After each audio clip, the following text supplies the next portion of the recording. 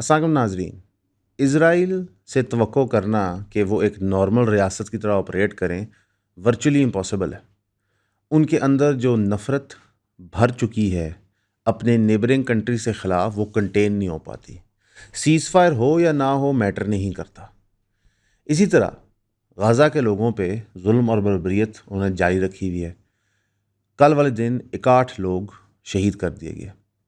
अगर आपको लगता है कि ये सिर्फ गज़ा या हमास से प्रॉब्लम है, तो ऐसे नहीं है। सीरिया के अंदर कंटिन्यूस स्ट्राइक्स करने के बाद सिविलियन इंफ्रास्ट्रक्चर पे, उनकी नई फॉर्म्ड गवर्नमेंट पे जब सीज़ फायर होगी तो इसराइल का फिर भी दिल नहीं भरा। वो फिर भी सिक्योर अपने घर में फील नहीं कर रहे थे। आप इमेजिन करें कि एक रियासत न्यूक्लियर पावर है, लेटेस्ट स्टेल्थ फाइटर हैं उसके पास, 3 layers of air defence systems हैं और दुनिया की सबसे बड़ी मिलिट्री पावर की अनकंडीशनल बैकिंग है, वो फिर भी सिक्योर नहीं फील करते। और इसकी वजह से वो आगे पीछे के मुल्कों पे बम बरसाते रहते। अब सीरिया के अंदर एक ड्रूज़ की पॉपुलेशन है, वो एक पर्टिकुलर सेक्ट है ऑफ इस्लाम का, जो ऑपरेट इस तरह करता है कि ना उसमें कोई दाखिल हो सकता है, ना उससे कोई एग्जिट कर सकता है। मिलियन के करीब वो सीरिया और लेबनान में रहते हैं, एक एथनिक कम्युनिटी ऑफ सॉर्ट्स। उनकी 1 लाख के करीब पॉपुलेशन नॉर्दर्न इसराइल में रहती है। उनको गार्ब बना के, उनको फ्रंट बना के इसराइल कह रहा है कि इन लोगों की प्रोटेक्शन के लिए हम ये काम कर रहे हैं। और जो HTS की गवर्नमेंट है, वो इस वक्त अपनी सीज़ फायर पॉलिसी वायलेशंस कर रही है कि वो मिलिटराइज कर रही है इसराइल के बॉर्डर्स पे। अब इसराइल वर्चुअली डिक्टेट कर रहा है कि आगे पीछे रीजन में क्या होगा। ईरान और इसराइल जंग के अंदर हमने कहा था कि इसराइल ने जो न्यू नॉर्मल इस्टेब्लिश कर दिया वो बहुत खौफनाक है। अब इस पूरे जोन में ईरान वाहिद वो ताकत है जिसके पास एबिलिटी है इसराइल को बिफिटिंग जवाब देने के लिए। ना वो सीरिया के पास है, ना लबनान के पास है, ना यमन के पास है। और कतर और सऊदी अरेबिया का तो साफ ज़ाहिर आ गया कि वो सिर्फ नॉर्मलाइजेशन ही चाहते हैं। तो इस वक्त आपका पूरा मुसलमान खिता इसराइल के सामने वनरेबल है और कोई उनके लिए ना आवाज़ उठाएगा, ना उनके साथ खड़ा होगा, ना ही उनकी मदद करेगा। HTS की गवर्नमेंट सीरिया के अंदर दुनिया भर में मीटिंग्स कर रही है, रिकग्नाइज हो रही है, लेकिन इसराइल अपनी जारियत उनके खिलाफ जारी रख रहा है। दुनिया चुप करके देख रही है। अमेरिका ने फाइनली कुछ शैकल्स ऑफ ज़ायनिस्ट रिजीम का जो होल्ड है अमेरिकन गवर्नमेंट पे तोड़ते हुए स्टेटमेंट दे दी कि जनाब, जो आपने अमेरिकन सिटीज़न कत्ल किया है इसराइल के अंदर सेटलर कैंप्स में, ये आपने गलत किया, इस पर इंक्वायरी होनी चाहिए। अब इस पर इंक्वायरी होगी कि नहीं, वो एक सेकेंडरी चीज़ है। मेरी अपनी ज़ाती असेसमेंट है, कुछ भी नहीं होगा। ये पहली दफ़ा नहीं है कि इसराइल ने इसराइल के अंदर अमेरिकन सिटीजन्स को कत्ल किया है। इसराइल ने अमेरिकन नेवल शिप पे अटैक किया, उसको बाद में एक फॉल्स फ्लैग डिक्लेयर करवा के मामला रफा दफा कर दिया। तो जो ज़ायनिस्ट रजीम की ग्रिप है इस वक्त अमेरिका की रियासत पे, वो कमज़ोर होते हुए नज़र नहीं आ रही। और अमेरिका की रियासत को भी कोई ऐसा मजबूरी नहीं होती। ईरान ने जब बिफिटिंग रिप्लाई दिया इसराइल को, तो फिर अमेरिका की रियासत इन्वॉल्व हुई, उन्होंने मामला सेटल करवाए। इंडिया और पाकिस्तान के मामले में भी जब तक पाकिस्तान ने बिफिटिंग रिस्पॉन्स नहीं दिया था इंडिया को, तो अमेरिका सिर्फ देख के ऑब्जर्व कर रहा था। इससे आपको attitude of America towards Muslim nation states वाजे हो जाना चाहिए।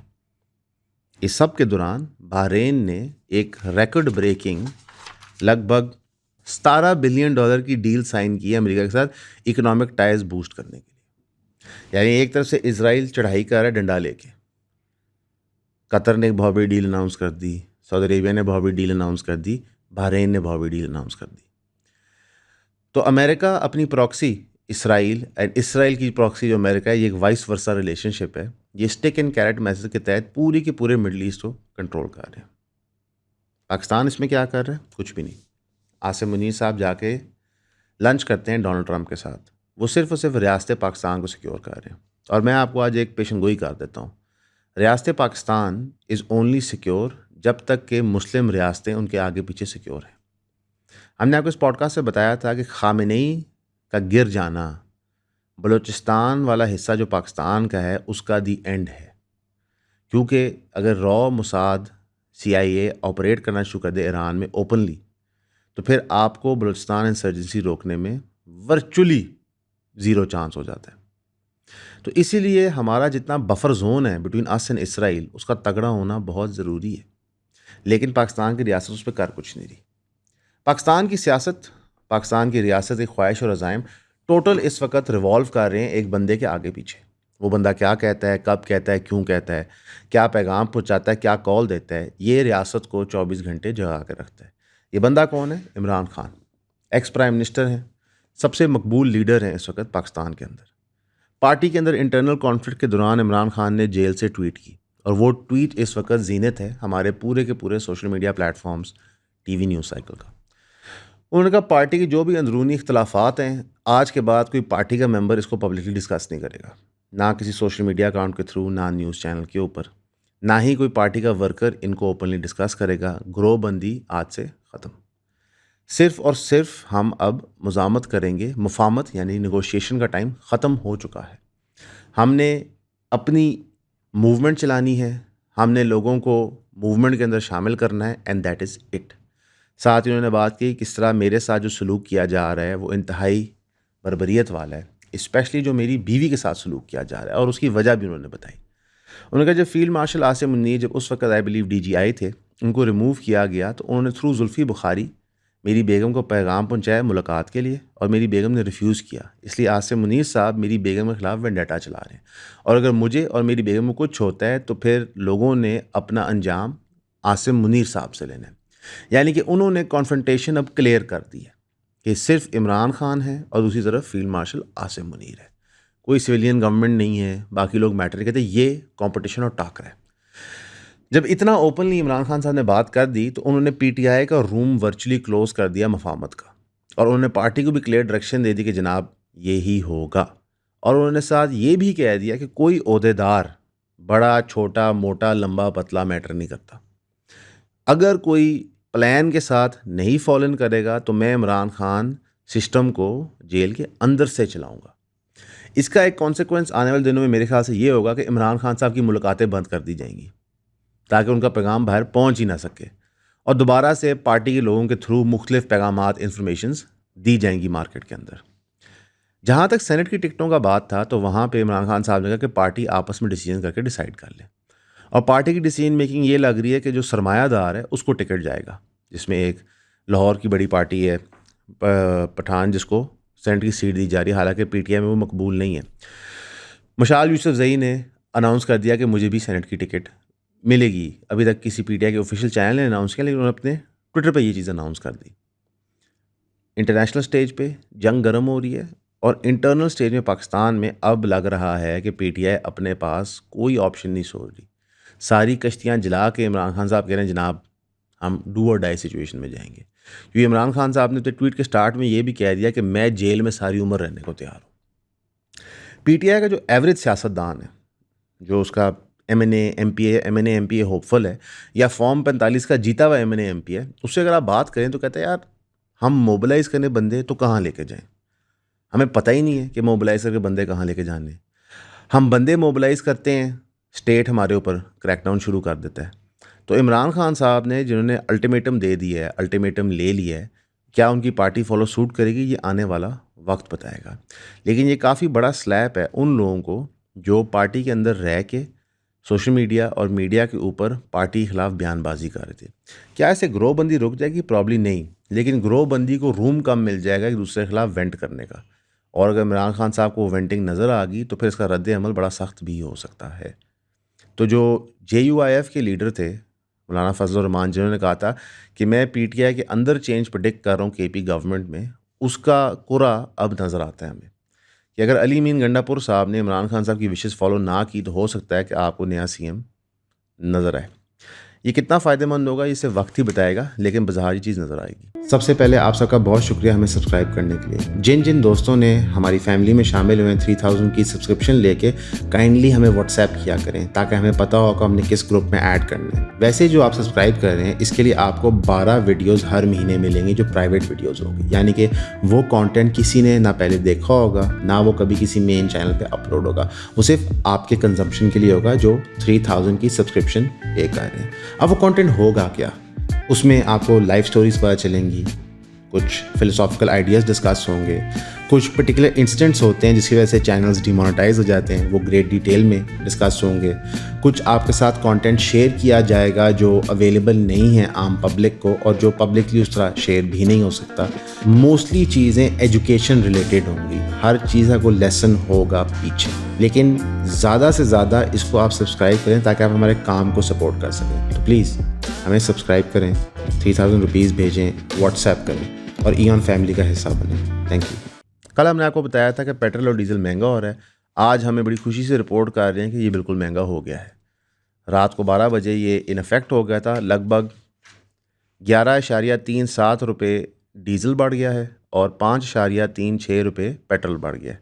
डीजल के बढ़ने का मतलब है कि आपकी हर एक चीज़ पाकिस्तान में महंगी हो जाएगी, क्योंकि डीजल एक क्रिटिकल फॉर्म है आपकी किसी भी इंडस्ट्री के अंदर फ्यूल के तौर पे। तो इन्फ्लेशन आपको मुबारक हो। मरीम साहिबा ने जो नई टास्क फोर्स बनाई थी इन्फ्लेशन कंट्रोल करने के लिए, वो अभी भी बज़िद होगी कि जनाब हम रोटी की प्राइस कंट्रोल कर लेंगे, हम रिटेलर्स की शॉप्स को बंद कर देंगे, उन्हें अरेस्ट कर लेंगे। लेकिन रिटेलर की मजबूरी है, अगर पीछे से ही सामान महंगा आ रहा है तो वो क्या कर सकते हैं।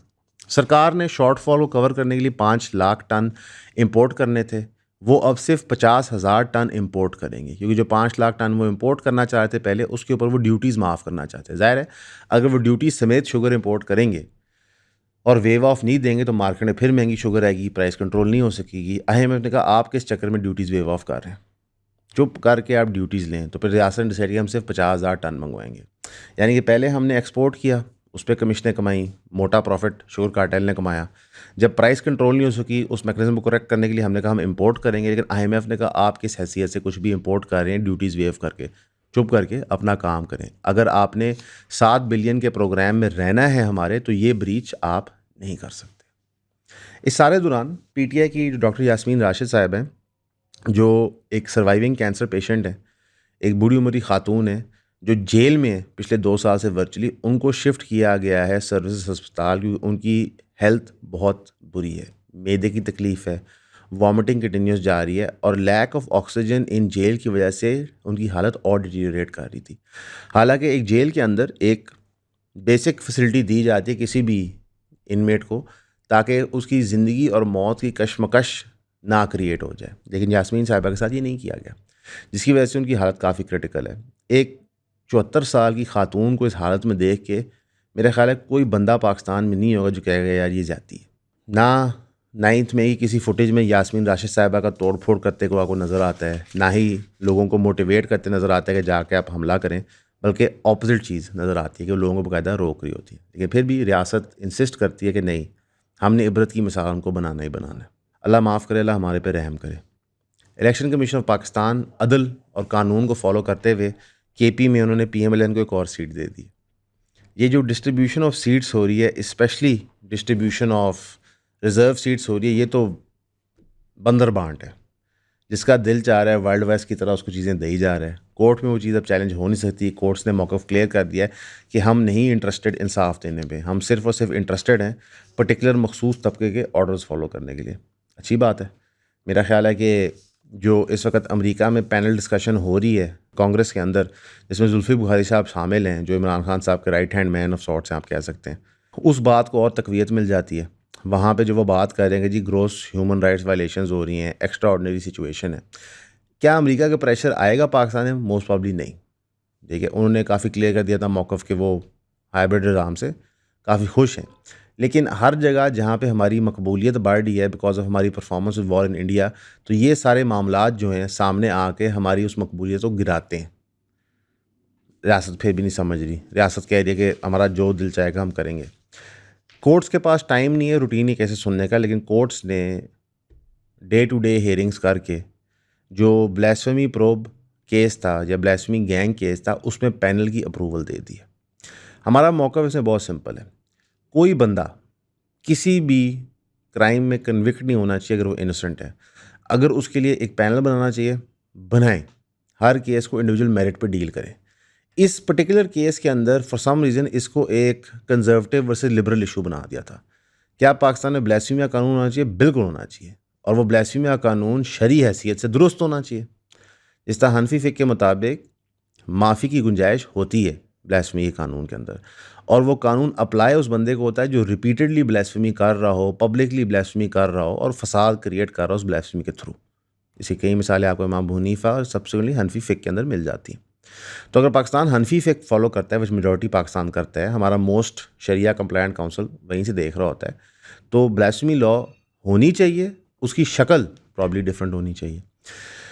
लेकिन ये आइडिया कि ब्लास्फेमी का कानून ही नहीं होना चाहिए इनहेरेंटली इनकरेक्ट है एक रियासत जो इस्लामिक रियासत क्लेम करती है। हाँ, पाकिस्तान कल को एक सेकुलर रियासत के तौर पर अपना वो क्लेम करे, फिर वो जो मर्जी करे, all bets are off sort of situation. तो इस वक्त जो लिबरल और कंजर्वेटिव तबके से इस पर तनकीद आ रही है वो सॉर्ट ऑफ मिसगाइडेड है, मिसफाउंडेड है।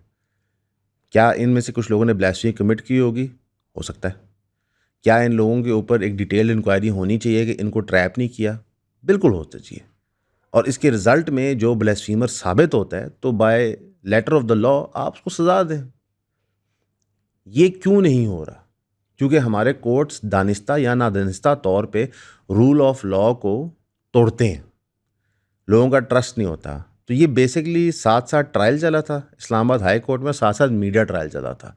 जो लोग लिबरल लीनिंग के थे उन्होंने दबा के कैंपेनिंग की थी इसकी कि जनाब देखें कितनी इनजस्टिस हो रही है, ये सारे इनोसेंट बच्चे बच्चियाँ इनको ट्रैप कर दिया गया है।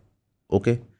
और जो कंजर्वेटिव लोग थे वो कैंपेन करते देखें ये कितने धैर्य लोग हैं कि ये ब्लास्फेमी को डिफेंड करने चले हैं। तो ये जो पोलराइजेशन है मैं इसको रिटार्डेशन समझता हूँ कि भाई ना मैं जज हूँ ना आप जज हैं। जज का काम है बैठ के फैसला करना केस में क्या हो रहा है। अगर कोई वकील कहता है कि यार ये मैं इस डिसीजन से अग्री नहीं करता जो हुआ है और ये एक अनोमली है कि इतने ज़्यादा ब्लास्फेमी केसेस बढ़ गए हैं, तो इस पर एक इंक्वायरी होनी चाहिए। तो उस इंक्वायरी के ऊपर कोई बहस करना मुझे नहीं समझ आता। भाई जब वो इंक्वायरी होगी, वो इंक्वायरी कहती है जनाब हमारे ख्याल से ये सारे बरी जुमा होने चाहिए, तो फिर आप शोर मचाएं कि जनाब ये कैसे हो सकता है कि सारे बरी जुमा होने चाहिए। क्योंकि अगर सारे बरी जुमा होते हैं तो फिर मुतलका FIA के ऑफिशियल्स जो हैं वो मुअत्तल होने चाहिए कि जनाब तुमने फर्जी केस बनाए थे और एक प्रॉब्लम को इतनी हाइप दे दी थी। तो लेट कानून प्ले आउट। लेकिन अनफॉर्चुनेटली हमारे जो कोर्ट्स का रोल रह चुका है उसके अंदर कोई इंटरेस्टेड नहीं होता। इस सारे सर्कस के अंदर जो दुनिया में हो रहा है, एक नया रिंग मास्टर मार्केट में आ गया। रेहाम खान साहिबा ने कहा कि मैं पार्टी लॉन्च करूंगी। रेहाम खान साहिबा जिनकी मशहूरी का बायस उनकी शादी थी इमरान खान से, जो शॉर्ट लिव्ड शादी थी, उन्होंने डिसाइड किया कि मैं पाकिस्तान रिपब्लिक पार्टी बनाऊंगी। और उसमें उन्होंने कहा कि पूरा पाकिस्तान मेरी कंस्टिट्यूंसी है, कोई पर्टिकुलर मेरी कंस्टिट्यूंसी। हालांकि ये वो कराची प्रेस क्लब बैठ के कर रही थी। उन्होंने कहा कि let us put our heads together and plan our future together. कहीं पे उन्होंने बात नहीं की जमहूरियत की रेस्टोरेशन की कि किस तरह जमहूरियत को रिस्टोर करना चाहिए। अब आप इसको जिस तरह मर्जी इंटरप्रेट कर लें कि ये पार्टी क्यों बनाएगी। वैसे इंटरेस्टिंग है, इस पार्टी का लोगो और अमेरिकन स्टेट डिपार्टमेंट का लोगो खासी सिमिलर है। बाकी रेहाम खान साहिबा कितनी सक्सेसफुल होती हैं नहीं होती, ये अल्लाह बेहतर जानता है। मैं वो जर्नलिस्ट थी बाय प्रोफेशन, और वो भी इतनी मैं नहीं समझता बड़ी जर्नलिस्ट थी, एक सेकंड टीयर जर्नलिस्ट थी। कुछ अच्छे आउटलेट्स से उन्होंने काम किया था, कुछ सॉर्ट ऑफ अननोन आउटलेट्स के लिए काम किया था। इमरान खान साहब की शादी से वो मशहूर हुई थी, डिवोर्स उनकी होगी। उसके बाद उन्होंने किताब लिखी जो काफ़ी सलेशियस इन नेचर थी। फिर वो PMLN का भी वो किताब यूज़ करता था, उन्हें यूज़ करता था, और इस तरह वो अपने आप को जीनत में रखती थी। बाकी उनका क्या पॉलिटिकल एक्यूमेन है, वो क्या करेंगे, ये आने वाला वक्त ही बताएगा। आम आवाम इस वक्त महंगाई, पुलिस दहशतगर्दी, lack of rule of law का शिकार है। बारिशें अगले 2 हफ्ते कंटिन्यूसली होनी है लाहौर के अंदर। लेट्स सी लाहौर का रिस्पॉन्स सिस्टम कैसे होल्ड अप करता है। बट रियलिटी ये है कि स्टेट हमारे इशू से कंसर्न नहीं है। लोग अपनी सारी बेट्स कुछ लीडर्स पे लगा चुके हैं कि ये जेल से बाहर आएंगे या ये इक़्तिदार में आएंगे तो फर्ज़ा हमारी प्रॉब्लम सॉल्व हो जाएंगी। अमेरिका और इसराइल मिडल ईस्ट में अपनी मूव्स बना रहे हैं, चाइना और रशिया एशिया के अंदर अपनी मूव्स बना रहे हैं। दुनिया पोलराइज होती जा रही है, सोसाइटीज़ पोलराइज होती जा रही हैं। तो इस वक्त यूनिफिकेशन की फोर्सेस रिक्वायर्ड है। हम लोगों को इकट्ठे जोड़ें, इसके बगैर सिचुएशन नहीं चल सकती। आप ये बात मान लेंगे ठीक है, नहीं मानेंगे तो वक्त तो आपको सिखाई देगा। हमेशा की तरह आपका सुनने का शुक्रिया।